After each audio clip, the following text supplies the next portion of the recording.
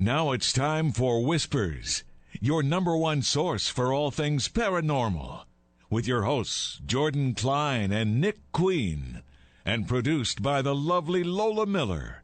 Whispers is brought to you by West Virginia Penitentiary Tours at the West Virginia State Penitentiary in Moundsville. Unforgettable, historical, educational.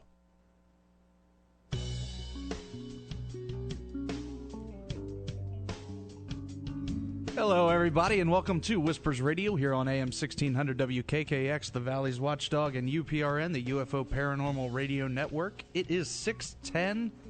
How hot is it outside today, Lola? 92 degrees under unhumid skies. At least it's not humid here. It's beautiful outside. I'd give anything to be outside. I'm not a fan of the heat. I don't know if you've seen me. You are not. I'm not built for hot weather. You are not fat. I'm built for cold weather. All right, Jordan, let me try it. Have you seen me? Okay. I'll take that. But Jordan's pudgy a little bit. He goes big. I remember when, this is going to be funny, but remember when you were doing the P90X? yeah, that whole week and a half.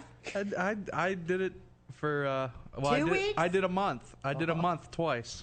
The first month. That second month was ridiculous. And I'll be Whatever. honest with you. I couldn't tell any difference The funniest part was from when 1 month to the other. he drives me home. He's like, I gotta get to work on the P90. We're doing yoga tonight, which I stifled the laughter. And then I call him a little bit later. You know, I was having some trouble with the show. I was having trouble putting the shows. Like, so how the exercise? Oh, we decided not to. We're watching. I can't even remember the movie. Some Jack Black movie or something. We all just decided. Everybody that was doing the P90X decided to watch the Jack Black movie. I knew the end was near. Yes. Don't you judge me. We're not judging. It's just mildly amusing. Oh, I can't say. I've started so many diet I programs. verbally make the Effort. effort. That's it. I have a good thought process. Yeah, I can't say a whole. I thought about it sternly for a whole week. No, you did do it for a couple weeks. I got sweaty. You get sweaty walking outside. That don't count. Easy. Well, you're the one crabbing about the weather. And then this weekend, when everybody's going to want to get their last use of the pool out, it's only going to be in the 70s. Why couldn't it have flip-flopped? Yeah, I know, right? Yeah. It's not that bad. I enjoy the 70s. Yeah, that's my favorite. I do too, as long as I'm in sweats and, bundled up on the couch. You skinny people. I know. Make me sick. I know. Give us a call, 304-214-1600. If you're out of the area, call toll-free, 1-866-514-1600. Nick, you said you got a story. Do we want to say what happened to our first guest first? Or No. We're going to give it a little bit of time? Right. All right. Okay, we'll go to the story then. Now, I waited. Why should we tell everybody you made a mistake? I don't care. But anyway, people make mistakes. But I was going to tell Jordan about this before. Okay. And then I'm like, you know what? His initial impact, is going to be much better if I read it on the air. Absolutely. Now, all right. So the headline: Amateur North Carolina ghost hunter looking for ghost train, hit and killed by real train.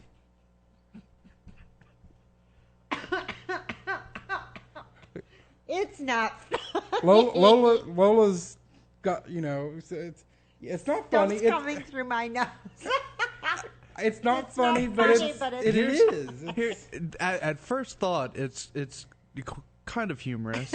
It's tragic. But I mean, the situation, you got to know the situation I don't know the situation, Well, but I mean, he was like, it's so real looking.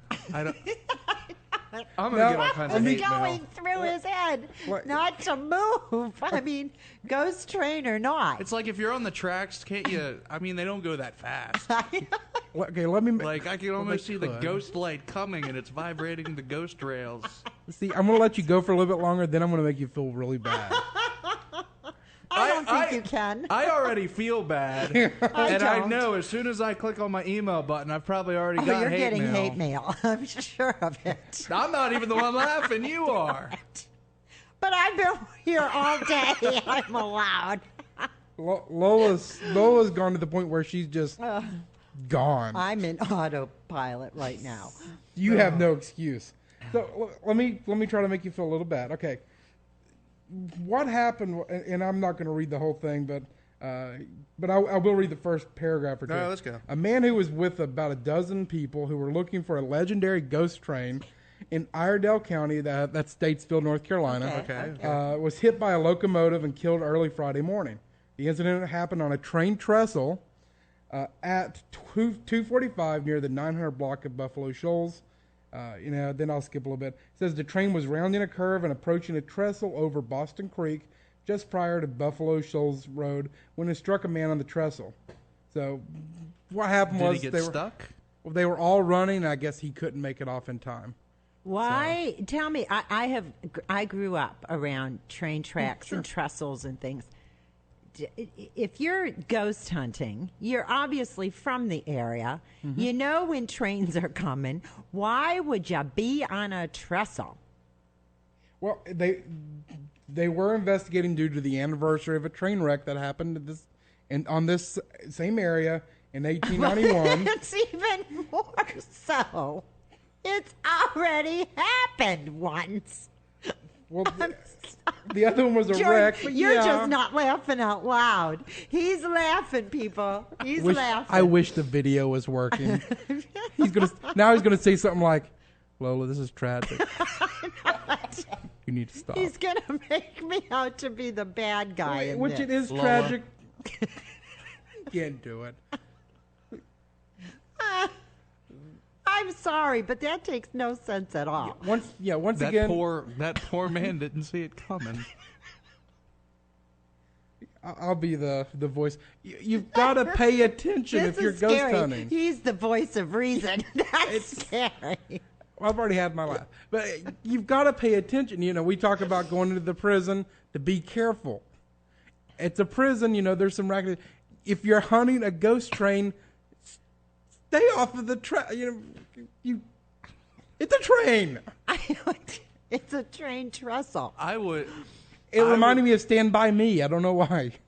I would encourage everybody who would like to get into the paranormal field to think first and act later. If you are wanting to investigate a tunnel at night in the Wheeling area, you know that there are homeless in the area. So you would call, the state, the city building, and say, hey, I'm going to be going out here. Yeah. Maybe send a patrol car later to make sure I'm not Lying bloody and beaten somewhere. Yeah. If you're going to investigate some railroad tracks, you might want to give maybe a little ring to somebody. Yeah, to find Say, out hey, a schedule. What's the train schedule? So that I don't get trapped on the tracks. Go ahead. Let it out. Let it out. What is going through your mind? I know it. It's Well, you do get I'm sorry, get but wrapped that's up and stuff. You got to pay attention. And to I your want to surroundings. say, that's horrible. And let's have a moment of silence and be this big memorial thing. But this is kind of the situations that give, the people who are really out there trying to do something, kind of gives them a bad name. It's like the people that are just sneaking into graveyards at night to do the ghost hunts. Yeah. Now, if you're sneaking out on the train tracks.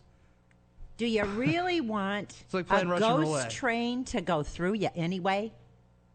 Seriously. Really good do in you want a ghost to Ghostbusters go through 2. you? I don't. I've heard that's a crappy feeling. I feel bad for his family. I do. And it is sad. And Yes, it if you're a friend or relative or whatever of the unfortunate young man, or older man, depending. Oh, yeah. on it. We don't know. we give our He was 29. sympathies and don't write me any more hate mail than you've already written me. But somebody should have been babysitting him. Yeah. Yeah, I agree. You know, if there was a group of people, one of them should have said, Hey, I think that's a... "Hey, Lola, that one's not a ghost train." Yeah. See, I knew you'd watch out for me. I got you. I know it. You got my back all the time. Well, I think should I call Joe? Yeah, go ahead and call Joe. I was. Nick was trying to make us feel worse, and he wasn't getting it. I know. While she's getting that, according to reports in Central Valley, California, a family driving home late in the evening on Saturday, August 21st, called MUFON director Jeffrey Gonzalez to report a triangle-shaped craft that made a hard landing onto the side of a mountain outside Fresno. The mountain is near a facility run by the 144th Fighter Wing of the Air National Guard Base in Fresno. And while taking the hotline report from the male witness, Gonzalez said he overheard a female voice in the background saying, "It's trying to take off. It's trying to lift." Unmarked vehicles. Are you still laughing over there? Now she's talking to Joe Montaldo and laughing. This, and I have a feeling that it's going to continue when Joe comes on the air. Okay, well, this there is a video on YouTube of this craft. Crash? Of the craft that flying right before it did crash. They said that there was sear marks, in the ground. There was no public roads that went to this place, and there was a craft outside the military base, but it's gone now. So it wasn't photographed that much, but there is a video. Is this the one I was reading about another one the other day? You said it crashed. Is it one into the mountainside or something? Yeah. Okay. Yeah. I was gonna say I was reading about that. Nikki, introduce our guest. Well, heck, it's Joe Montaldo. Does he need an introduction? Yeah. But he runs UFO Paranormal Radio Network, hosts UFO Undercover. He's been on the show a bunch. He's usually a lot of fun. Sounds like it's going to continue after Lola got on and started laughing. So, Joe, are you with us? Yeah. What did you say to her? No, I was just listening to y'all. Are you corrupting our dear Lola? I was just laughing when she picked up the phone. That's all. I was already busting out laughing. So are we wrong here? I mean, are we horrible people? No, well, no. Oh, thanks, Joe. It depends who you ask. To me, y'all not, but some other people might think so. To each his own, I guess. I'm not sure. Oh, Lord. I was thinking about y'all earlier today because I heard the hurricane was going to be passing close by y'all. Oh, really? Well, is that Hurricane Earl? Well, not close by y'all, but y'all might get some rain. Yeah, we might get some rain. Yeah, Earl. Earl is going to do it to us. Yeah, I was laughing. I was going, I wonder if they're going to get any bad weather. Because I don't know how far y'all are from the coast.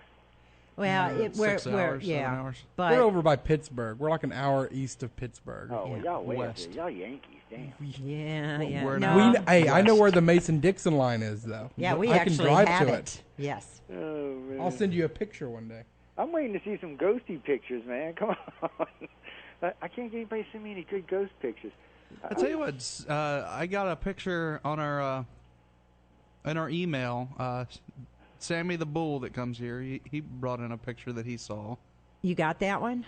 Yeah, I got it somewhere on here. Well, because Tricia, a friend of mine, showed me a picture, and she was supposed to send it to me, but it was taken at the Pittsburgh airport by her 4-year-old with her iPhone.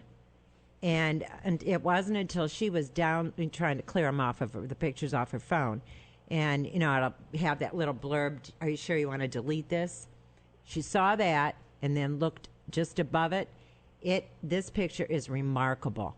It's a little boy or girl in like Victorian dress standing there right behind a counter, and her son took it. And he kept telling her before that, "Mommy, there's a bird in here." And she kept saying, you're crazy, there's no bird. And then all of a sudden this picture of a little ghostie shows up. I just got goosebumps. I know, it's really a strange picture.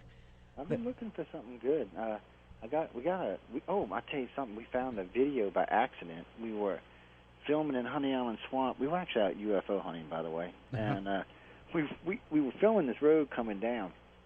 And it was just about dusk, and we just filmed the road. And, we didn't see anything, by the way. We got home, and this is like 9 months later. we're looking through these tapes, and lo and behold, there's a guy walking across the street, and I'm thinking, no way I would have hit this guy, because, I was doing like 65 miles an hour. So I watched it and looked, and you could see he was totally not aware of us, whatever it was, and it was half translucent. Really? It's just weird. Wow. We got it just cruising down the highway. I mean, cruising, that's old dirt road in the middle of the swamp, but it's just a guy, he's like in brown shirt and jeans, just walking across the road. Wow. Now, what did you do? I've always wondered, because I've traveled. Sometimes at night, the way the temperature goes, everything kind of looks misty, and you in these back dark mountain roads. Every now and then I'm like, man, what if a ghost creature just like walks across? Well, you already know what you would do. I don't know if we've ever told this story on the air before, but remember when we went to Tunnel Green? There's this tunnel near here called Tunnel Green, and it's on the walking trail now, but it used to be part of the B&O Railroad. And I'm sorry I just said this. It was like, it was a walking trail. But, so we were there investigating the night. But, you get there, it's part of the walking trail. They have it lit up inside the actual tunnel. So, it was, we kind of looked around for a while, and we decided we're going to leave. Well, to get to where we parked, you have to walk the walking trail through the dark, through kind of the woodsy area. About a quarter mile, half mile. So we're walking, and we just started doing the ghost thing. We'd just been to the pen. Of course, we're all ego, like, oh yeah, we're gonna get all this stuff. So we're walking, and all of a sudden, off the side of the road, this dark figure rises up. And Jordan and I don't know if we were brave or just stupid. We kind of jump in front of the one girl that was with us, scared half to death, thinking we're probably just going to leave her there, And we were protecting. Yeah, we were protecting. And then all of a sudden this guy gets up, and a homeless guy says some cuss words at us. He was waiting for us to get out of the tunnel so he could go to bed. Yeah, and needless to say, we were we were shining lights in his eyes and stuff. So no, see, I'm really talking like if I'm driving and something like walks across, how would I flip out? I mean, he's out on a back road. I mean, Joe, what was because you're not really a ghosty investigator. Yeah, well, see, on that night we didn't actually see anything. It was on the tape, but really? Well, I'm always worried, because we didn't see anything that evening. It was just a normal evening drive, but we were just chit-chatting. It's actually, you can hear us talking on the tape, because it's got the audio feature. You can hear what we're talking about, and you can tell at the time neither one of us saw it. I mean, we were completely oblivious to it. But what I'm always worried about, because I got two good friends that swear that Bigfoot is real.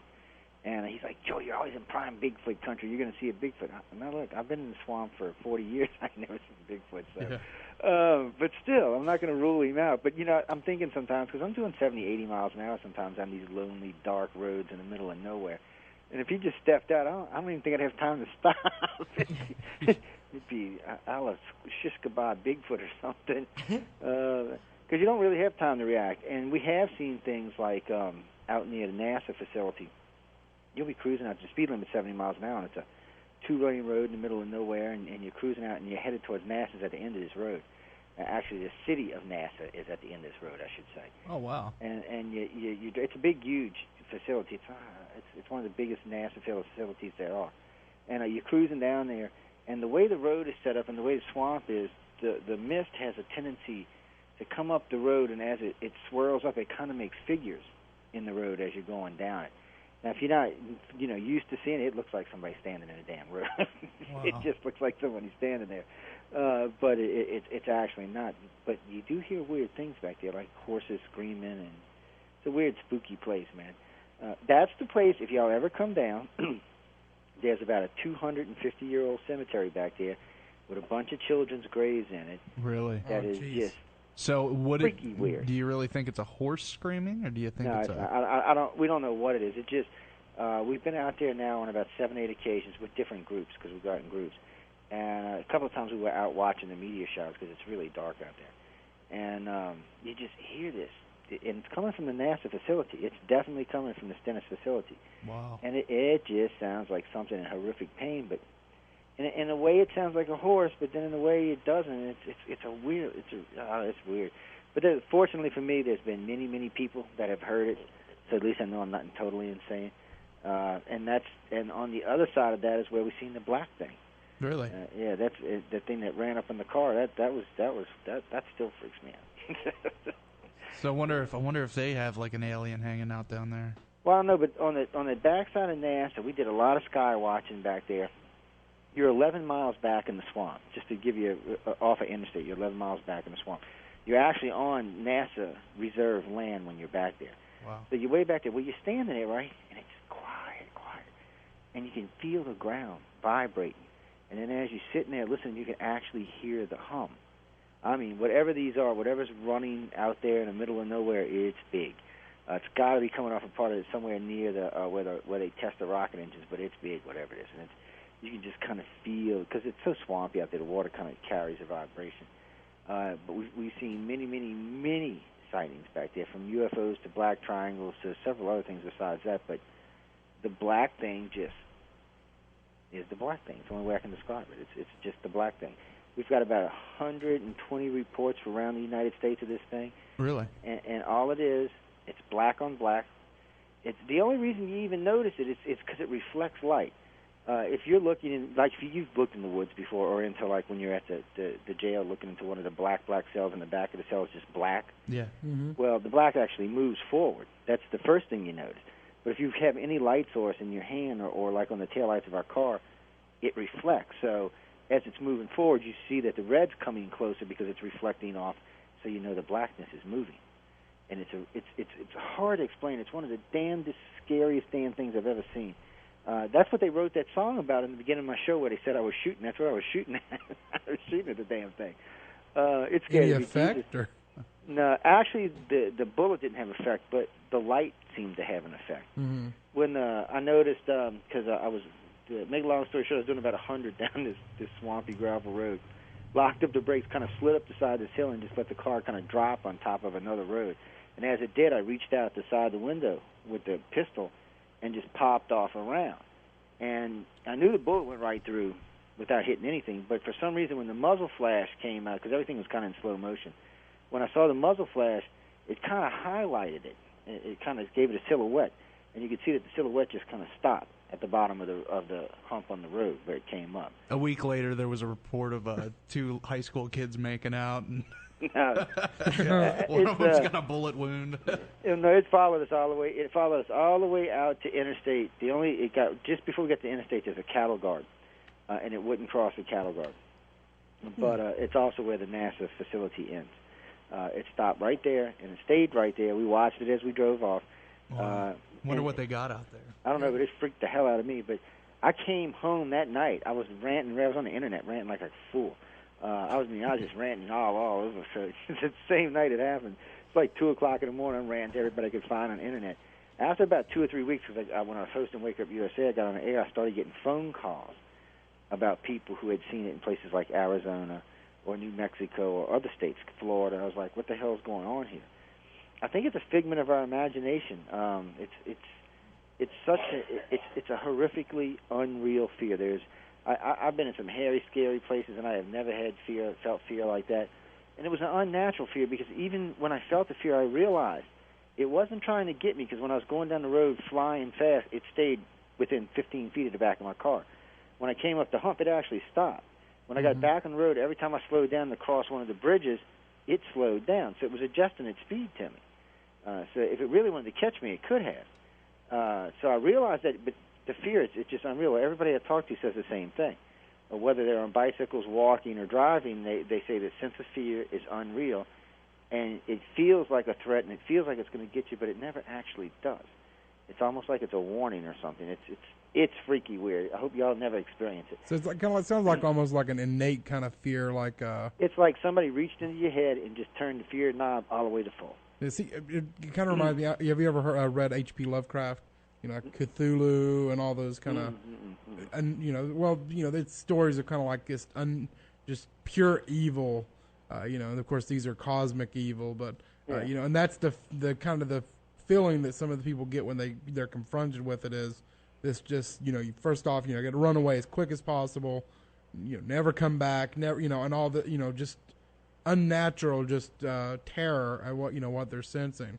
What happens at the NASA I guess, base there. That one, that facility was designed originally to test the Apollo rocket engines, and the reason it's so big, there used to be 4 towns there, and it just incorporated, it took over all 4 towns is what it did, and it made a NASA facility.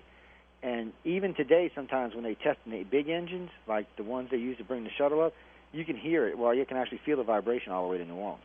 So they incorporated as much of that land as they could to act as a sound buffer between them and civilization is what they were doing. But it's now they do all kind of stuff out there. They have they've got the oceanographic societies out there, or the centers out there. They've got these really weird pods. There's some type of weird buoy. I have them on one of my Facebook pages. They're up there. They're pictures of them. They originally got my attention because somebody said they were UFOs, but when I went and got Google Earth and zoomed in on them, they look like a really weird type of buoy, maybe like a sub buoy or something. It's really weird, but probably for storms. I don't want to make anything out of it, but they do a lot of different things out there. They do a lot of electronics out there. They still do a lot of engine testing out there, but it's such a big facility that you could hide anything on it. On 3 occasions, we've seen ships coming in, crossing through the swamp and over interstate, going into that facility. On 2 occasions, we've seen saucer. On at least a half a dozen occasions, we've seen black triangles either flying over it or leaving from it and headed to the other NASA facility. Because what you got here, you've got Pensacola, you've got the Pensacola Naval Air Station and the NASA facility. Then you go up to interstate, you go straight across interstate, you've got the Stennis NASA facility.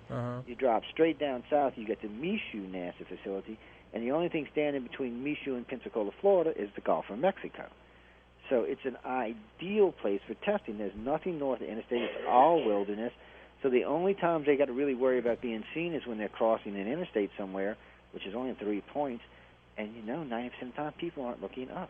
The only reason we see them is because we're looking for them. But we've seen them out there quite a few times.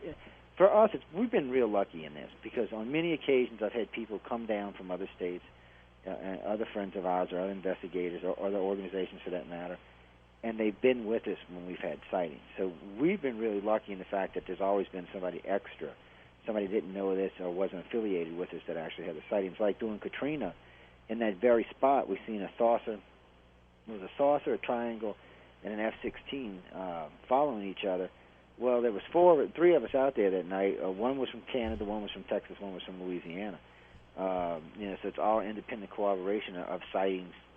And the guys were down here working for Katrina. It wasn't about UFOs. They just happened to have been with me that night. I'm sorry. Go ahead. What the heck were they?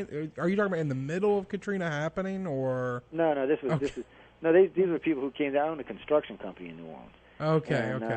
And so they were coming down here to work for us doing Katrina. That we were remodeling some office buildings, and they had come down here to live and work with us. And I was talking about going out to Honey Island Swamp one night just to go hang out and do a little sky watching for the media show. And they said, "Well, let's come with us. Let's come." I'm like, "Well, come on, hop in the car. Let's go."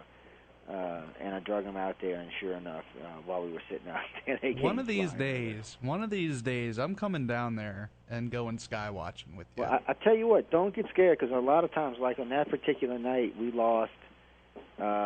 We made it from the swamp to the bridge in 20 minutes, which should have took an hour, and then we made it an hour past there. We drove an hour past where we were supposed to get off the exit, but still managed to get the whole distance in 20 minutes.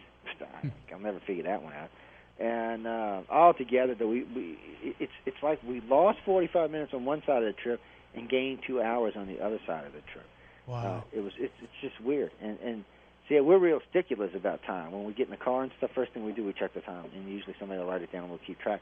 And periodically through a trip or during a day, we'll stop and check the time. And then usually on the way home, we'll start going over what we were doing and how long it took to get here. Because, give you an example, I brought some friends of mine came in from Texas and New Mexico. Wanted to go down to Pensacola, Florida, so y'all can follow us down there. So we get in 2 cars, we take off, right? Pensacola from my house was 3.5 hours drive, obeying the speed limit. We were doing 85, so it was about a 3-hour, 5-minute drive. Yeah, nobody does the speed limit. So and to make the long story short, it took us 8.5 hours to get there. Wow. Now, they were with us. As far as any of us know, nothing happened. We can't recover any memories. As far as anybody knows, nothing happened. But we left. It was daylight. When we got there, it was dark. Well, nighttime dark. It was like lunchtime when we left. It was like, I think it was 8:30 when we got there. You're kidding. Well, what do you think happened? I mean, do you have any recollection or? You know, all I remember, there was one point we were cruising, and we ran up on it was a really weird traffic thing. And we ran up on it, and everybody was kind of sliding off the road so it wouldn't be a big pileup. And after that, everything seemed to be really, really weird. But it's speculation. And like I said, so far, no one's been able to recover any memories. And what's really weird about it, it was right after one of the null spots. There's a spot we found about a decade and a half ago where there seems to be no alien activity, none. No sightings, no abductions, no nothing. And it seems like when a contactee's there, when we bring contactees to the area, they seem to lose that feel that they're always in contact. It's just like it's some kind of null zone. It's a really weird place.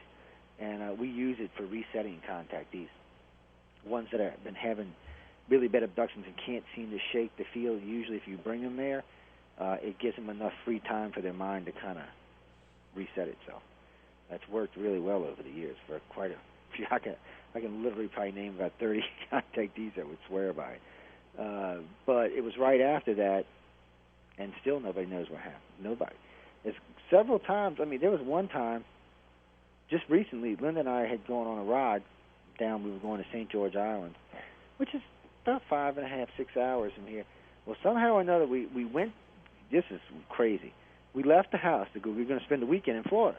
Drove down there.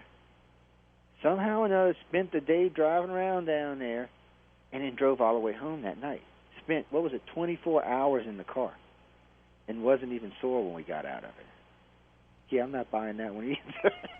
Yeah, I go an hour and a half, and I think my butt's molded to the seat. Well, we do a lot of driving, so, 8, 10, 12 hours is not a big deal to us. And, usually we cut off our days at 12 hours if we're going on a long trip, usually about 8 if it's, just doing some investigation work. But 24 hours in a car. We had just come back from New York, 2-3 weeks earlier, and we were both sore from that 20-hour, 2-day trip. So I'm here. I am 24 hours in the car nonstop. And wait, the only things we got out the car for was 3 times to get gas and twice to eat. For maybe 15 minutes each time. There's no way. That means we literally spent 20 hours sitting on our what's in the car. I'm just not getting it. And got some wild pictures that day. Got some of the weirdest, craziest. We're here in Florida. We're a Bud Light. God, I'm sorry. Something is just... That scared me to death. I was so, zoned in on what you were saying. I know. It scared the hell out of me. It's a commercial. They come at you and just... Have you ever maybe took a video camera and just recorded an entire trip? Yeah, we've done that a few times. Have you gotten anything crazy like that? I'll tell you what we did get, and it wasn't anything video or anything else. We were stopped at a stop sign, which no longer exists. It's a long story in itself. But we were stopped at this fork in the road and a stop sign, and there was audio on the tape, kind of like an EVP, but it wasn't an EVP. Okay. It was, I was just like, and I asked her, I said, there ain't no way. Did we hear that? And she's like, really? And so I took it, I clipped it, and looped it, and put it on the internet because I wanted to see what people thought about it. It was just kind of weird. And sure enough, it cleaned up nice too. But I have no idea what it means. And we were just sitting there. Katrina actually took this whole area away. Now it's actually a wasteland. And but the voice is there and it's clear. Wow. And it's just one of them things you're kind of like, what the is this? What the blank is going on here, man? Yeah. It freaks me out.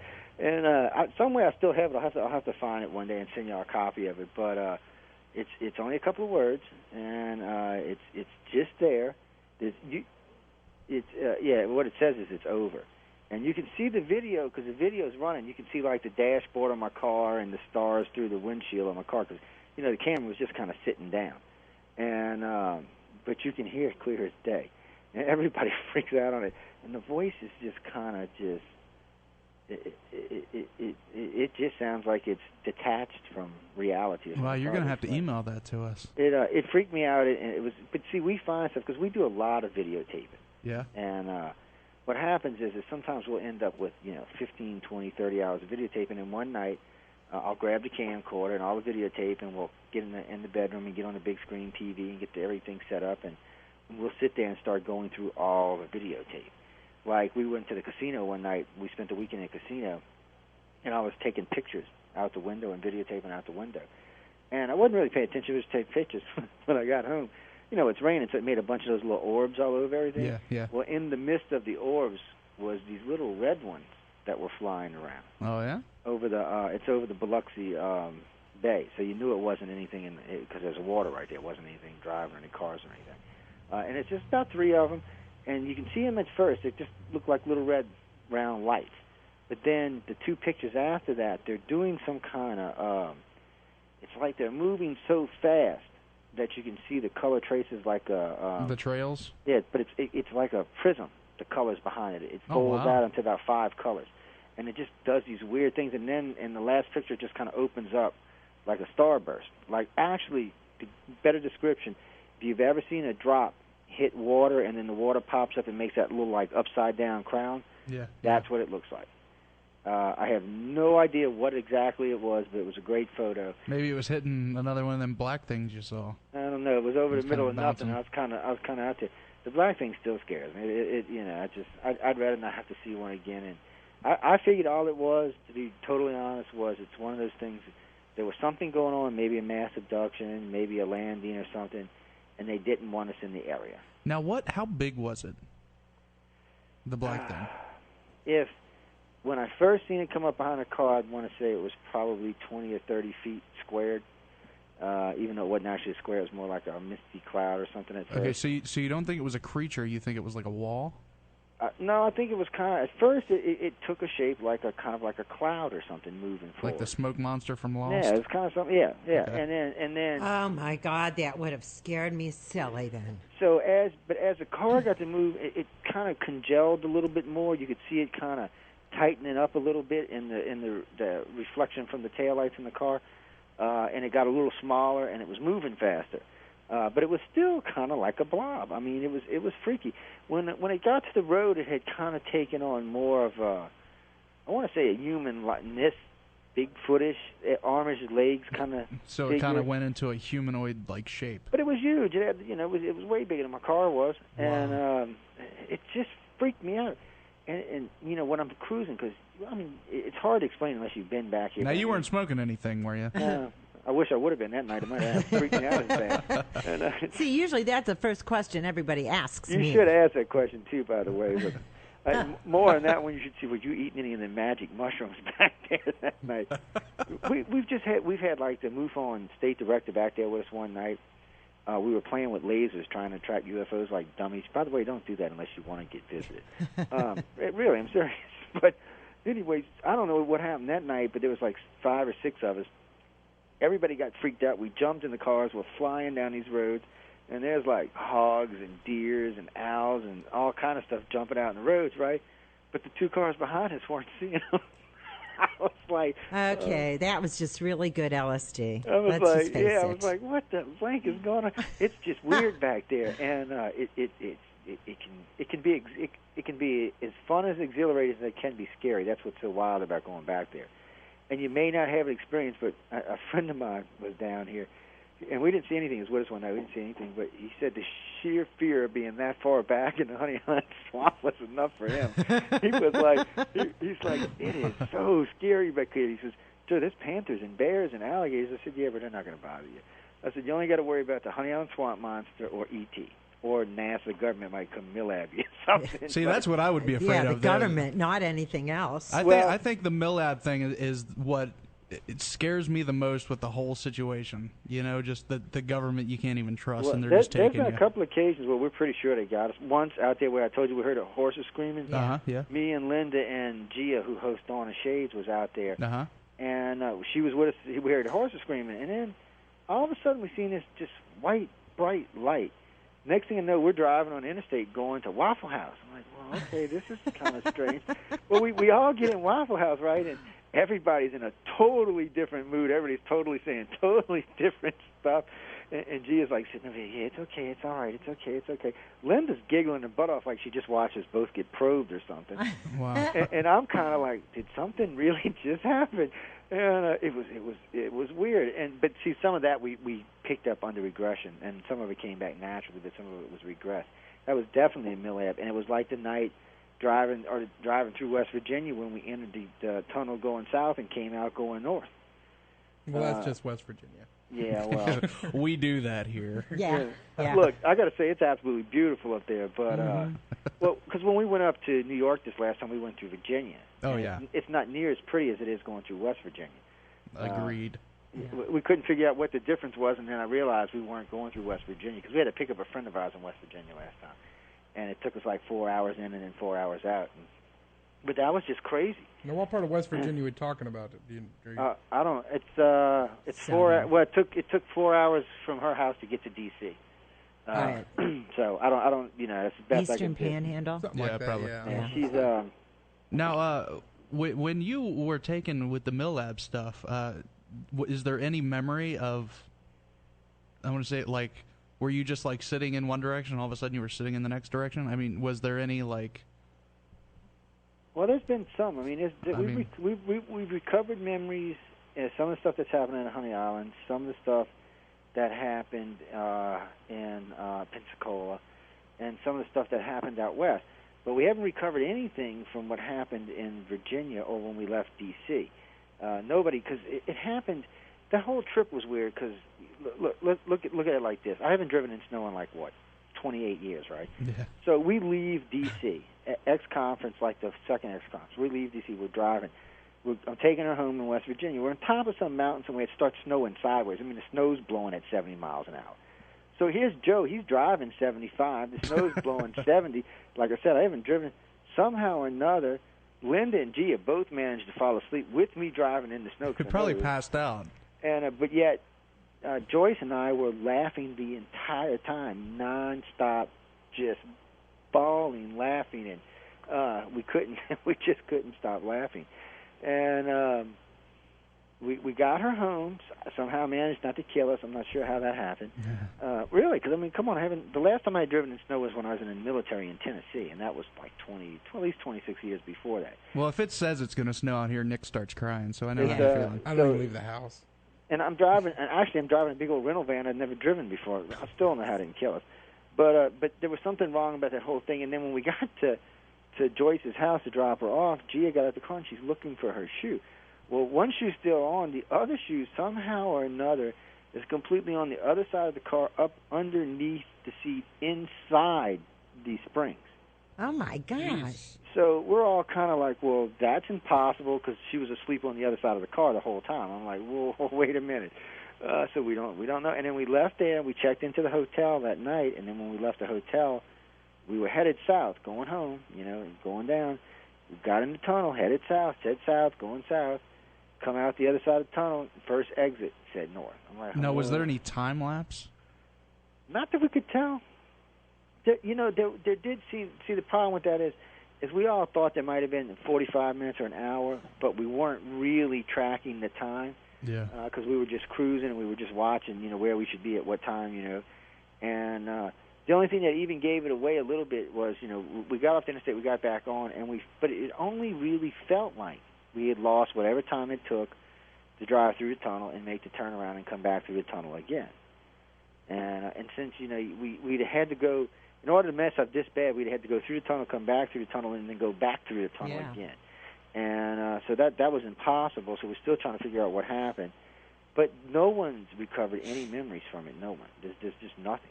Wow. And I was really leaning towards MILAB, but it seems a little advanced for the government. Well, even if it was like MILAB, maybe they hypnotized you. No, they did. They had to do something because usually the MILAB stuff we can get out pretty easy. It usually comes out. Usually you don't even need hypnosis to get out. Usually if you've got a really good therapist, a really good researcher, they can get it out. But now, see, I really want to go with you. Like I want to go out with you, but like okay, part of me is afraid that I'll experience something, and then part of me is afraid that you'll drug me up and beat me. And Feed you to alligators, huh? Only if you can put your life insurance in my name or something. Other than that, nothing to worry about. it's like, He's gonna I'm leave. Joe Montaldo, and I can guarantee you'll have an experience. No, though, you can check into the Bourbon Orleans and do a little ghost watch and do a little vampire watch and do a little hurricane drinking and do a little UFO watching all from the same spot. There you go. It's problem is when you get in the quarter, after the fourth or fifth, hurricane, you're not really sure what you see. I know. Yep. And they like to feed you in mint juleps and those 57 Chevys with stolen plates. You'll be wondering what your name is by morning. Who am I again?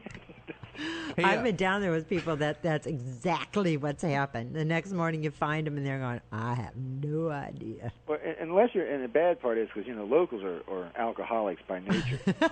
We're like weaned on scotch by the time we're 3 and stuff. well, everybody's got to have something, right? Yeah. 24 hours a day, 7 days a week, you can drink down here. So, and I got to say, it's gotten better. The younger generation doesn't seem to be quite as big alcoholics as the older. Well, somebody has to rebuild the town. but still, you go to the quarter, but you see, the locals only go to the quarter on certain times, and see, you'll never catch none of us down there unless it's fall or spring. You're not going to see us down there in the summertime. It's entirely too hot to be walking around. Well, hey, since you're down there, have you ever been to the Haunted Mortuary? Actually, I've been by it 800 million times. I've talked to the guy who runs it at least, but I've never been inside of it. I think this weekend we just got an email. They're doing they're opening up like a haunted house at the haunted house. Yeah, he does for Halloween. He does a haunted house. He had been doing it in the past. And that's the grand opening this weekend too. So they reopening it again for the fourth time? I guess every year you got to have a grand opening. I think it's changed hands a couple of times. Is what's happened. Oh, really? Yeah, because at one time they were doing one thing, and then they had it open daily, and then they were offering packages where you could come in. No, see, when they were doing that, whoever that group was on our show because they offered to have us down there. It says here it's the Mortuary Haunted House grand opening. So you grand open for different things that happen at the place that's already open. You're going to have to go check it out and let us know how it is. Now, I've been in all those cemeteries around there a few times, and at all wee hours in the morning. And now, it's not as bad now, but when we were kids, we'd go out there at 3 or 4 o'clock in the morning scaring the bejesus out of each other. And but you'd always see skulls sitting on the ground or arms hanging out of the side of caskets and stuff like that. A lot of the coffins had been vandalized, and a lot of the mausoleums. Now hold on, it like props or like real? No, real. Real. Oh, real. Geez. They would be real. Yeah, you'd see them all over, and then on Marie Laveau's thing, there was a arm hanging out. Where they were putting the X's, and then people started putting the X's in the arm. Which, by the way, isn't her tomb. The locals don't bother to tell the tourists. It's not really? No, it's not. She was buried in a private tomb. Damn. And I thought it was. Yeah. So I did. You've until crushed I was her, 20. Joe. You've crushed her. The way I found You'll never get her down there now. Is one of her descendants said no, she's buried in one of the courtyards in the French Quarter. Well, that's better. Yeah, That's it is. better. Now, whoever's got that courtyard probably got some real good voodoo going on, but I've never exactly found out where. I've heard some good rumors where it may or may not be, but I don't know for sure. But it's another trip. Yeah, but they're opening up a lot of the quarter now to get down there and think. We really were trying to do a conference for Halloween this year, a paranormal UFO conference, but we can't get enough advertisers involved. It's rough for advertising everywhere. That's a shame. You should do a conference and have us come down so that we can I was play. going to invite everybody down. Leo, come on down, Well, my sister works for Marriott, and we were talking about getting a good deal with them because she wanted us to come up to Atlanta and do it.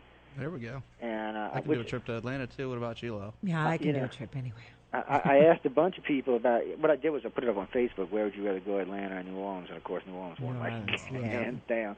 Well, because, frankly, the reason we want to do it is we're going to offer a Halloween conference. You'll have the advantages to taking the vampire tours, taking the ghost tours, going to the cities of the dead, hanging out on Bourbon Street, Yep. and still having the paranormal local people plus the paranormal people we bring in and the ufologists all lecture. See that's a a whole conference. trip. Hey Joe, I hate to cut you short, man, Yeah, but we we got to gotta cut for go. CNN. Okay, good. Hey, I want to thank you very much for covering us.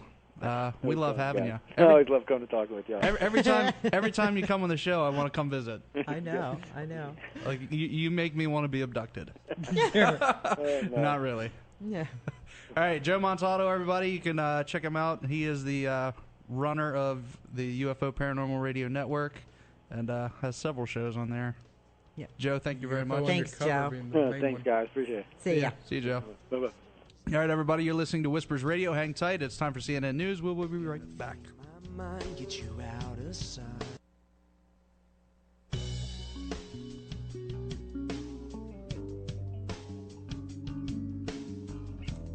Hello, everybody, and welcome back to Whispers Radio here on AM 1600 WKKX, the Valley's Watchdog, and UPRN, the UFO Paranormal Radio Network. It is 7:09 p.m. Is it still in the 90s low?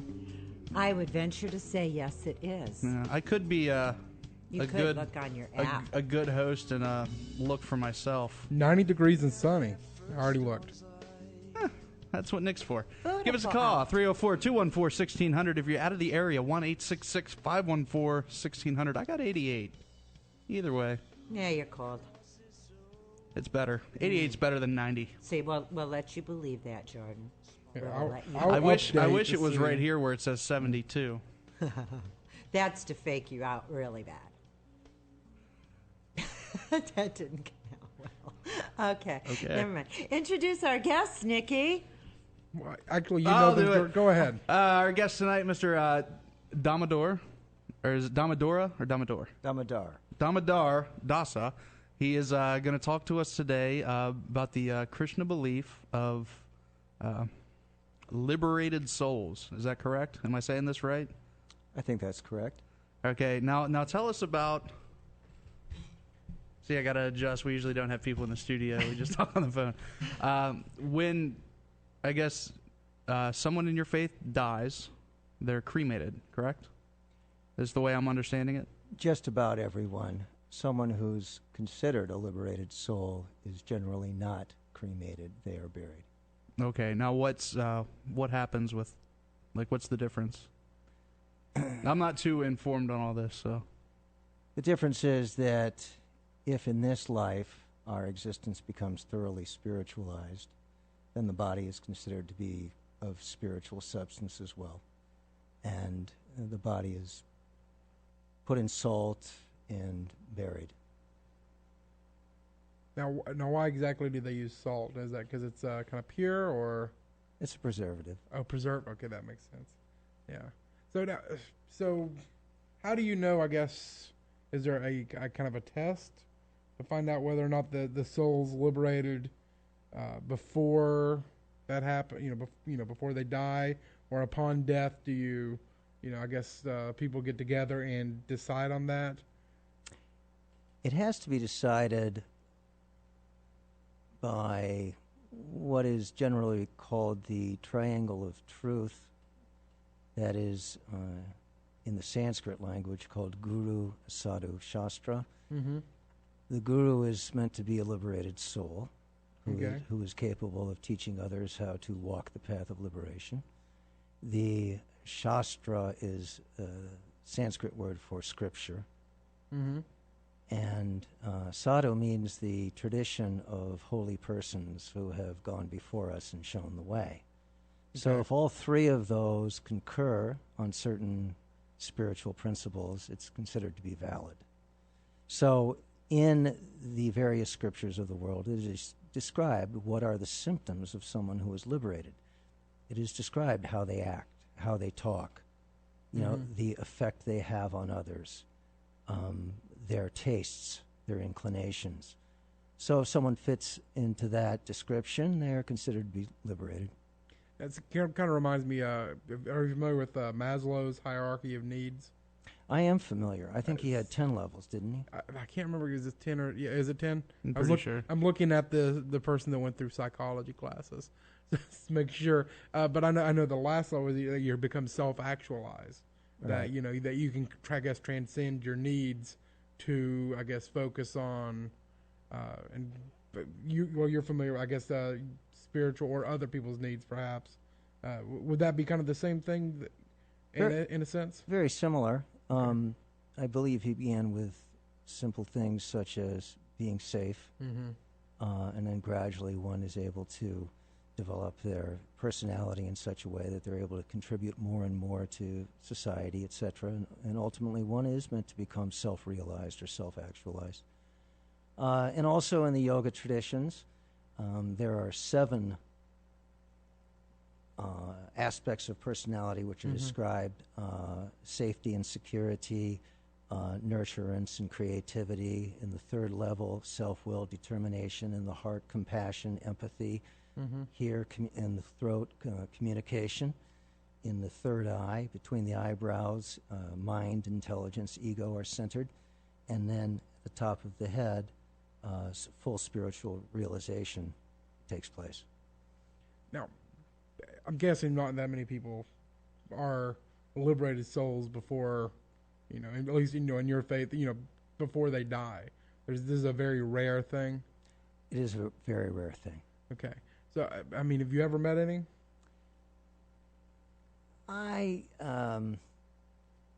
did not actually meet the founder of the Krishna movement. Okay, He passed away before I visited any of his temples. sure.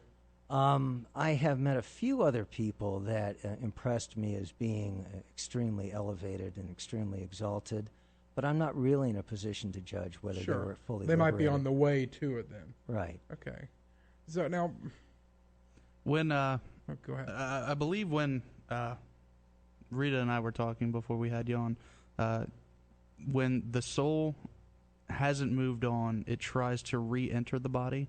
Is that correct? Repeat that? Let me see if I get it right. And my emails. I'm an idiot. Not true. No. The liberated souls will wander around and, try to re-enter the body. That's what my notes were from Rita. Is that correct? Lean up to the mic. You're allowed. Say hi, Rita. Hi, this is Rita. If a soul identifies with the body, then death means that the soul leaves the body. But sometimes the soul doesn't want to leave because it identifies with the body. It considers that this is where I belong, this is who I am. And so at the time of death, when the soul is basically evicted from the body, the soul doesn't want to leave. And so it will linger about the body. And as we were discussing earlier, that's why so many cemeteries you find people say they see ghosts or they're aware of ghosts. Yeah, make sure you're talking. Cause I was looking here to see if I want to make sure I was even getting you in your very very quiet voice. So I want to make sure I get you on the recording, and actually people can hear you. So the hauntings in graveyards, then a lot of that. Can you kind of go on that? Do you know much about that? It is very likely that there are personalities who are strongly attached to their physical existence, and it is very difficult for the soul to depart fully from the body. It is described that actually for the average person, the soul does leave the body at the time of death, and through the arrangement of higher powers, the soul will then attain its next existence. It is described that whatever state of mind we are in at the time of death, to that state we attain in the next existence. No, what's that mean? What it means is if in this life I live like a human being and I maybe even elevate myself a little bit through purification and giving charity and performing self-discipline, that I'll attain a better destination in the next life. In other words, a better body. As a matter of fact, if I very much purify myself in this life, I can attain a spiritual body in the next life. Whereas, if I live like a hog, I may take a hog's body. Really? That must have pissed somebody off in a past life. Well, we can actually, that's the special prerogative of human life, is that we have free will, whereas an animal is forced by its instincts to act in a certain way. But the human being has free will and can choose to progress or digress as he or she sees fit. Got a question coming over. What's considered an average person? An average person would probably progress a little bit in life and take another human birth. And maybe on this planet or maybe on other planets. You had mentioned before the easy journey to other planets. Yeah, I wanted to touch on that next. Now, is that like astral projection? Is that... Here again, these things are determined. There are agents in the material world, subtle beings that we cannot see, that make a decision on what quality of life we lived, and we enter a particular womb in the next lifetime according to our past activities. This is the law of karma. This is, as a matter of fact, speaking of the planetary systems, in this Earth planet, it's described in the Vedic literatures. The word Veda means knowledge. That there are primarily three distinct categories of planets. There are hellish, there are middle, and there are heavenly worlds. We live in the middle planets. The Earth is situated in the middle region. We live in the field of karma. Every action we perform brings an equal and opposite reaction. And if we live a very impious existence, always harming others and degrading ourselves, we go to the hellish worlds. And if we live a very pious and righteous existence, we go to the heavenly worlds. Now, I do have a question from the chat room. This is from... yeah, I was getting ready to ask, too. Okay, well, I'll go ahead and ask then. Goddess of Fire, she asked, so what body is at height of progression? And I'm not exactly sure. Does that make sense, as asked? You'll have and she to says rephrase. Body as in, like in quotes. What body is what? What body is at height of progression? What is the highest destination possible? Is that what yeah, she's I think asking? I that's where guess it's maybe going. that's what they're saying. So. Well, very good question. As a matter of fact, I just mentioned the lower, middle, and higher planetary systems, but it's also understood that even beyond the higher planetary systems or the heavenly realms, there is a thoroughly, purely, 100% spiritual existence. Okay. Even in the heavenly worlds, they experience a much higher level of existence than we do. They live much longer, their intelligence is much stronger, their quality of life is greater, their powers of enjoyment are greater, sensual powers, etc. But they still have a material body. It's of a much finer and subtle substance than our bodies. Our bodies are flesh, bone, blood, marrow, etc. In the heavenly realms, they have subtle bodies. Okay. They're much have a greater capacity for enjoyment, love, etc. But even beyond the heavenly worlds is a thoroughly spiritual existence. The ultimate goal for a human being is to fully spiritualize their existence and therefore become qualified to return to the spiritual realm. Okay, and that's exactly what she was talking about. I guess she's so her question was, so pure soul energy. Is that kind of the? Yeah, as a matter of fact, the thing is, we are the soul. Some people, talk about we're human beings and we're trying to have a spiritual existence, but other people look at it in a little bit more realistic way, that we're actually spiritual beings and we're having a human experience. Okay. We're always spiritual beings, but as soon as we get covered with the physical body, the mind, the intelligence, and the ego, we very strongly identify with these things. I think I'm a white man, I'm 5'8", I'm American, and I have such and such job. But these are things that are relating to the mind and to the body. Our ultimate true existence is the soul. Sure. And therefore, if I live my life in that way, then I'm qualified to return to the spiritual, thoroughly spiritual existence in my next life. Well, of course, and age, nationality, race are all labels, that 10,000 years ago or so, none of those really existed. There was no concept of time. There was no real differentiation between Caucasian, African American, Japanese, or any of this, and America at that point, no actual nationality or nationalistic pride. So I kind of see that side of it now. So I guess, and this kind of goes another question from Goddess, but is there kind of is there evidence of this, in your faith, or is this more of like a belief, is there a differentiation between those two? Well, there are many things while we're in this embodied condition we cannot perceive.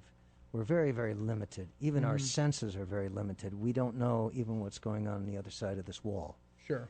So sensually, we're very limited. Our mind has a certain capacity, but and even our intelligence can sometimes become polluted or wayward and so on, and mislead us. Sure. So we have, in this embodied condition, we're rather limited. Therefore, if we want real knowledge, we really need to receive it from a higher authority, some person or some body of knowledge, which is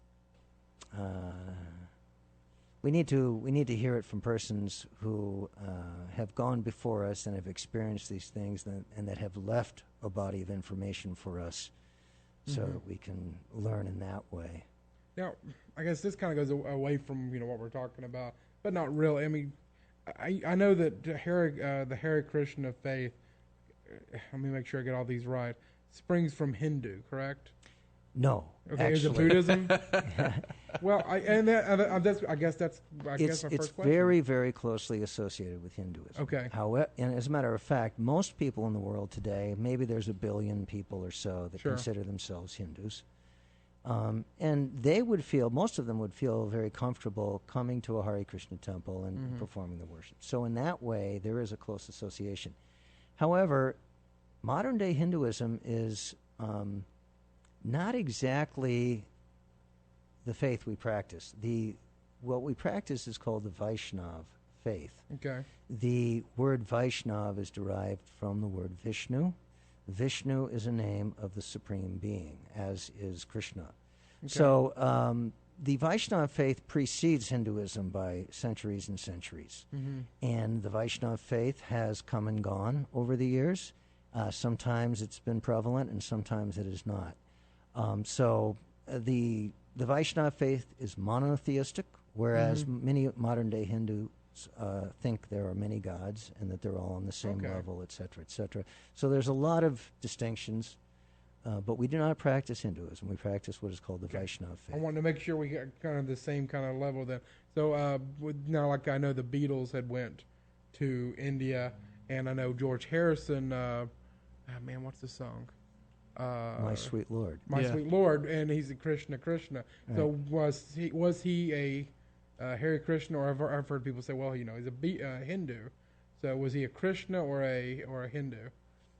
He was actually a unique individual. I don't know if I would want to put a label on him. Once you're a Beatle, you can do whatever you want. Yeah. They did actually go, and actually the Beatles sort of set a precedent for this idea of going on pilgrimage to India. And they did meet the Maharishi Mahesh Yogi. He was one of the first people to come in the 1960s and start teaching meditation in the Western world. The Transcendentalist meditation? Transcendental. Yeah. And what he did is he gave a mantra, and people would do silent meditation on the mantra. He had 18 different mantras he would give.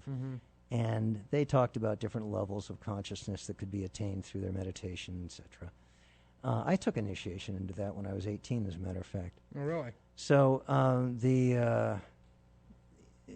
that was a very simple form of meditation. There are some people that probably got greater benefit out of it than I did, and the Beatles were interested in it for a while, and they did go to India. And then it was in the late 60s, George... I don't know if he had totally lost his interest in TM or not, but he was in London, and he met some of the followers of the Krishna tradition, and he became friends with some of them, and he actually even made some substantial donations. They still use a building in London that he donated. Oh, okay. And he donated some money towards printing books. So he was actually very fond of the organization. Even as late as 1996, he would go to India and visit the main center, which is in north of Calcutta. So he had friends in the organization, and he retained a friendship with some of them until his dying day, actually. Okay. Now, have you ever been to India yourself? 4 times. 4 times? Is that where you've been, kind of the same place where he went, you said, 96? I did. Okay. I've been there twice. Okay. Yeah, there are certain main centers, and one of them is in Vrindavan, which is northwest India, and then another one is in a place called Mayapur, which is in northeast India. Now, is that New Vrindavan? Is that I can't say the names. New Vrindavan. New It's Vrindavan. meant to be a replica of the Vrindavan in India. Now, for those, because we're of course people all around the world actually listening. Can you kind of just Rita or yourself, whichever one's best at it, I guess, tell what about New Vrindavan, or you say it correctly. There's an N on the end. Vrindavan. Vrindavan. Yeah. Okay. Yeah. So I think that's the only time I'll probably ever say it correctly. So Nick pronounces some words kind of funny, so don't take offense. I have a very weird mix of dialects, and You're doing fine. Oh, thank you. You've noticed I haven't said your name yet. There's probably a reason for that, because I do not want to butcher it. I hate butchering names. You're doing very good with Rita, though. Yeah, I got that one down. That one's hard to mess up. I'm glad when she said Rita, I was like, I want to talk to her a lot. So Poor Nick. I try. Now, New Vrindavan, for those of you who, locally, I didn't even know that's what it was called, up at the Palace of Gold. Now, is New Vrindavan just the palace? Is it the whole community? It's a very large community. At one point, over 3,000 acres, but now people have been buying parcels of land, but still a couple thousand acres, a very large area. There have been, I would say, since the community's been there 41 years now. So even though I've been there 32 years, there have been hundreds of people that have probably lived there for at least a few months that I never even met. It's a very large place. What to speak of the visitors that come to see the palace. For the last 15 years or so, we get about 20,000 visitors a year.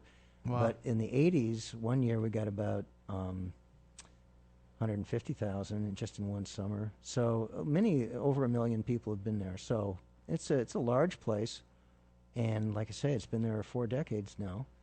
So and then what you have there is the palace, and which is primarily a tourist place.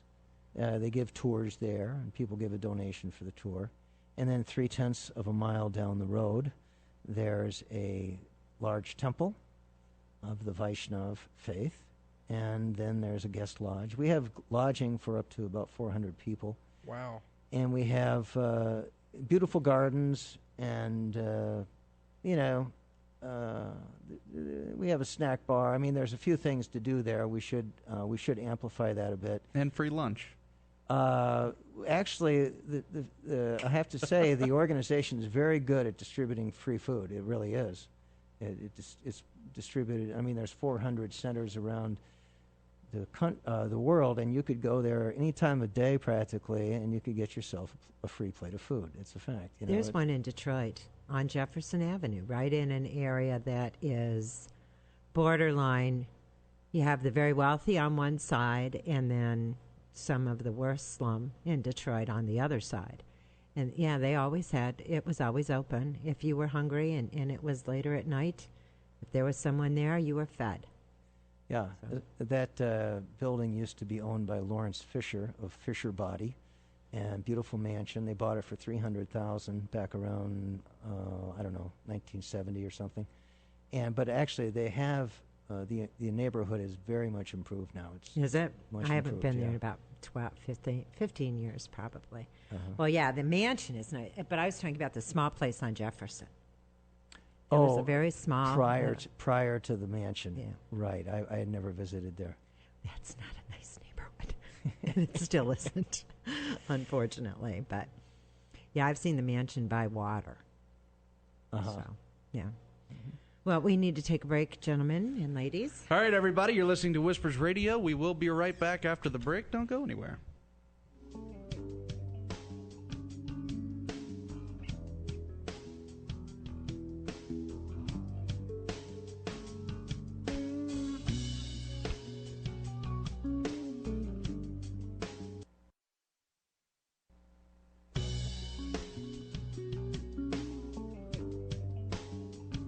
Hello, everybody, and welcome back to Whispers Radio here on AM 1600 WKKX, the Valley's Watchdog, and UPRN, the UFO Paranormal Radio Network. It is 7:38.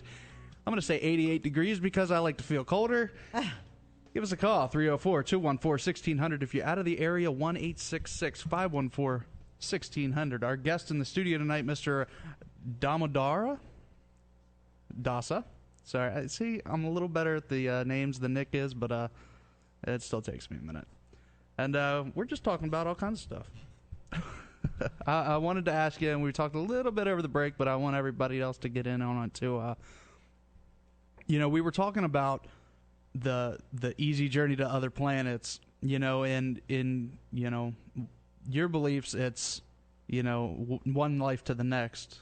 And I was asking about astral projection. Because we've had guests that believe they can travel to other planets anytime they want.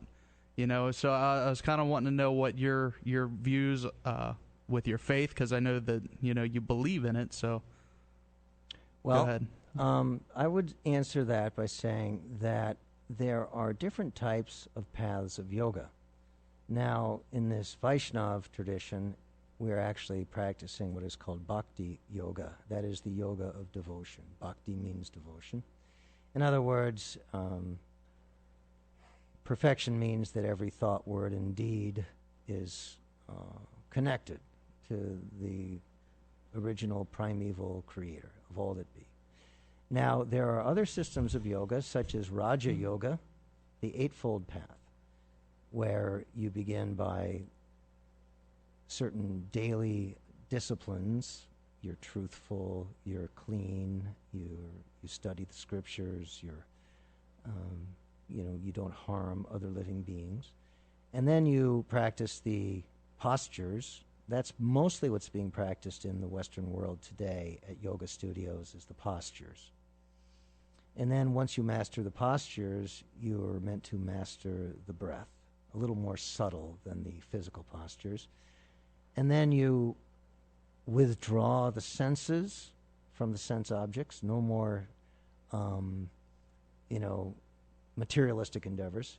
And then you're able to perform concentration, meditation, and then finally the ultimate goal is called samadhi, which is the perfectional stage. In that system of yoga, things like astral projection and other types of mystical abilities are there. In the path of bhakti, those things aren't emphasized. They may be possible for those that are in a highly evolved state, but generally they're not demonstrated. Generally they're considered distractions from the true goal. However, in other systems, Tantra, Kundalini, and so on, one does actually awaken their subtle energies, and one may attain very extraordinary powers. And things like astral projection are very possible for those that are highly evolved in those types of paths. There are basically four paths of yoga: the bhakti, the Raja Yoga that I just described, the Gyan, which is the yoga of wisdom and discrimination, and Karma Yoga, the yoga of works. A karma yogi would do many beneficial things for humanity, pious and beneficial works.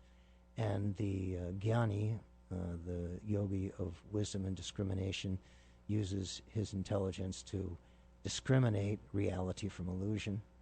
And then the Raja Yogi follows a systematic process to attain a perfectional stage. And the Bhakti Yogi simply tries to focus on devotion to the Supreme. Now, you said mystical powers, so I have to ask, what kind of mystical powers, other than astral projection, are we talking about? I mean, I've heard of people saying... Well, he did say tantric. Okay, I'll give you that. All right. But I've also heard, somebody say that you could levitate. I've heard people saying they went through those classes, and in fact, I remember reading a letter from somebody saying they went through the class and all they learned was to hop while sitting in a Indian style. So, didn't exactly levitate, but they were getting there maybe. I don't know. So, but the description is actually one can become very light. Okay. So if one becomes very light, one could obviously levitate. Mm-hmm. It's a certain mastery over the subtle elements of nature. Okay. Or one can become very heavy. Or one can, Rita, maybe you can help me out. There are said to be 8 mystic perfections. One can... You can become smaller than the smallest or larger than the largest. Now, what exactly does that mean? Like, I'm gonna use a comic book, but kind of like the atom can become either really small to where he can travel through a phone wire. I was just reading that, or don't laugh at me. Oh, I love your nerdism. I love my nerdism too. Or a giant. So is that kind of what you're talking about, or are we talking about something else? One can become actually smaller than the parts of an atom. Oh, really? Okay, so you can disappear, per se. Well, you're still there. You just nobody can see you. Yeah. There's also one called, these powers are called siddhis. Siddhi means perfection. That's Siddhi. And there's one called prapti siddhi, means the yoga of attainment, that one can attain anything that one wants. As a matter of fact, the founder of the Krishna movement tells a story. When he was a young boy, his father invited a yogi to the house. And the yogi asked the young boy, what would you like? And he said, well, I'd like some mangoes from Afghanistan. So the yogi said, go look in the next room. And he went in there, and there was a big branch sitting on the table with beautiful mangoes on it. Huh. So these kinds of powers are possible, but they're extremely rare.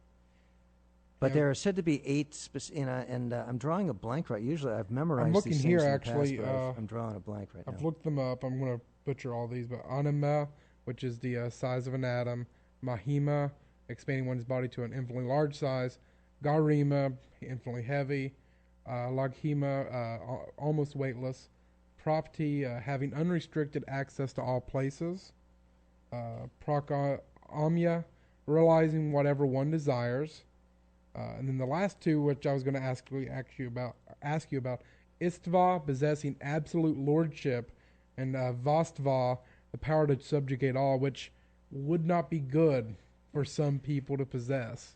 But I guess if you've also been able to practice this, that you wouldn't use that to subjugate, I guess, negatively. Does that make sense? Normally not. Okay. But then again, that's why I said that these mystic perfections are sometimes said to be a distraction on the path, because one may become enamored by them. And you always have your free will, so you always have the ability to misuse whatever capabilities you have. However, it is true that there aren't that many stories about really powerful yogis doing real Are there any disastrous things. Are you considered a yogi? I might be considered a yogi in the very neophyte stage, but anyone who takes the path of yoga in one sense is considered a yogi. But there are different stages. So there are examples. As a matter of fact, there's a story of one person who stood on his tiptoes with his arms raised in the air for so long that anthills were covering his body, but he still kept the life air circulating within the bones of his body. He became so powerful, he actually became the most powerful person in the universe. And he was a sort of a demoniac person. And he was ultimately destroyed directly by the Supreme Lord. Okay. So there are certain stories like now, that. did he use this? I mean, because if you're standing with anthills all over you, I don't see you being able to do much more. I mean, especially if you're trying to focus. So, I mean, did he use his powers for bad, or, I mean... Yeah, he did, actually. Demoniac. Well, I heard the demoniac part, but can you give us an example of what he did, I guess, is what I'm asking. He was destroying the culture that was based on religious principles. Oh, okay. This is kind of like the devil of your faith. This story took place long, long ago. Well, Obviously, most people couldn't even begin to practice this kind of thing nowadays. And as a matter of fact, he received a benediction from a very highly empowered being to even be able to do this. So sometimes this is called demigod worship, when you perform certain rituals and practices to satisfy the higher powers, but with an ulterior motive in mind. So this is not recommended by the true followers of yoga. It's sort of like a deviation from the real path. Now, I know I was reading a story not long ago where and this goes off of Hadi Vidya, which is feeling neither hunger nor thirst. And there was I want to say it was in the UK paper, I think it's Daily Mail, where they were studying I want to maybe say a yogi in India. He was actually in a hospital setting where they could monitor to make sure he wasn't sneaking food or drink, and he'd been without food or drink way past the recommend, you would die if you were a normal person without this, and they were trying to figure out how he was doing that, and of course they were looking at it for other purposes, military, space voyages, so forth. And I cannot remember seeing what the progress of that been. I haven't seen a news article from it. Have you heard of this story? I've heard of many similar stories. Okay. There were some swamis and yogis coming over to the U.S. in the 1960s that were making quite a name for themselves, performing some pretty marvelous feats. One fellow, visited our community back in the 80s who was able to stop his heart for like 45 seconds. Really? Yeah, this kind of thing. So, but you can actually practice, there are certain practices you can perform that you can attain for these kind of unusual So it's really just kind of abilities. control over your body, to the point where you can, I don't know how Well, if you slow your heart rate down, Yeah. you're going to slow your metabolism down, which is going to require less and less calories to function. Yeah, that makes sense. Unfortunately, when many people hear the word yogi, they think of things like lying on beds of nails Yes. and things like that. Walking on fire. Well, that was what I was going to ask you to do next. So I'll scratch that. Well, I wanted to ask, I really have a thing about past lives, too. I really believe that while I don't have memory necessarily of them, there are things that I believe and things that, have come into my life that have no correlation, really, to my life at this time. And I think it's all like a carryover from a past life. Do you believe that you can you remember any of your past lives? I cannot, but it is a fact that there was never a time that either you or I did not exist. I know. Nor in the future will we ever cease to be. We are eternal. We very strongly identify with this particular lifetime because right now it's all we know. But it's actually described in one of the great law books of humanity from the Vedic literatures called the Manu Samhita, that if you do perform certain austerities, disciplines, that you're given the benediction that you can remember past lives. And there's an advantage to that. If we learn by our mistakes, then, we could figure out, how did I get here in this particular life? Why did I have the particular mother and father in this life that I had?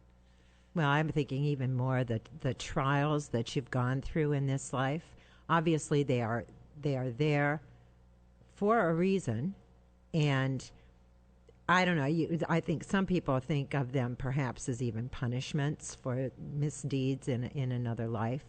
I think that they're just trials to make you stronger and more holy to move on to the next life. Well, that's the perfect way to look at it. That is a fact that generally when people experience hardships, they become resentful and they become angry. But if you see the hardships as your pillars of success, then you'll certainly make progress. Mm-hmm. That would be the right way to look at it. Aren't you curious about perhaps where you were before and the things that you did and the accomplishments or the misdeeds that you did? Well, I sure am. I'd give anything to know. It's painful enough just remembering all the stupid things I did. That's true.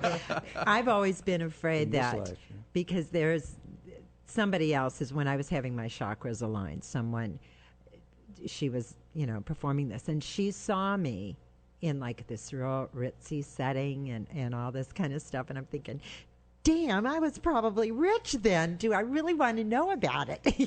Because I'm not now. So I don't know if I really want to, but yeah, I do. I really would like to know. I would. I mean, I've read some books by people that have done past life regressions, and the memories that they have unearthed about it, if for no other reason than the historical perspective.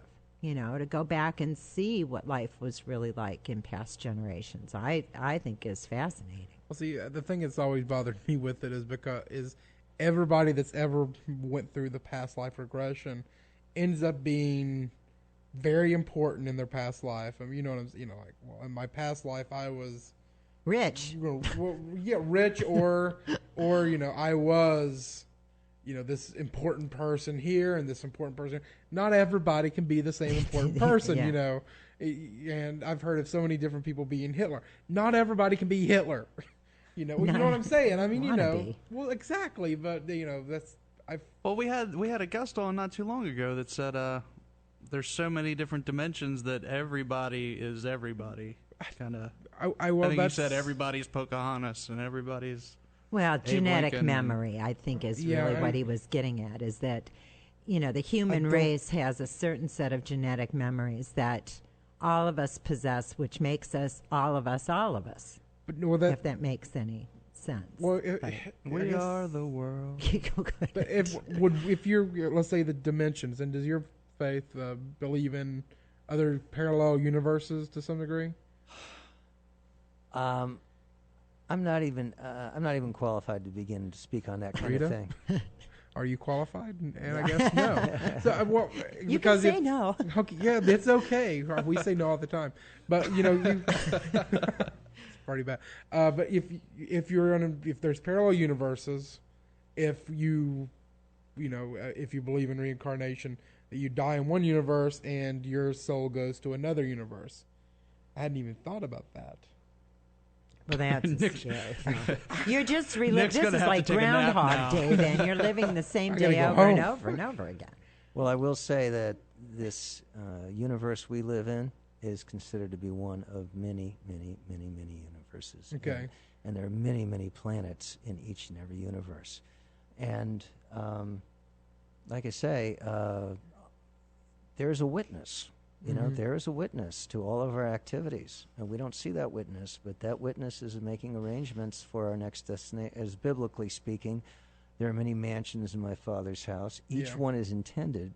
Each one is designed for whom it is intended. Now, would each universe be inclusive? Whereas, you can't pass from one universe to the next universe because there's a barrier. Like a. No, the only barrier is disqualification, personal disqualification. You So guys saying are that I talking can't about do two that. different things. You're Okay, talking okay. about parallel dimensions in time. Okay. So that there's, right? Where Yeah, well, we are even that, living yeah. in the same general kind of idea in different dimensions within this time frame. And I thought that's And what he you're was talking about. No, yeah. he's talking about, and tell me if I'm wrong, different universes as a spectral whole. Okay, I'll go for that. I'll bite. Lola acting as Damn, I'm referee. smart. All right, back into play. Now my head really hurts. I'm thinking, wait a second. If he's talking about that, I've got a whole.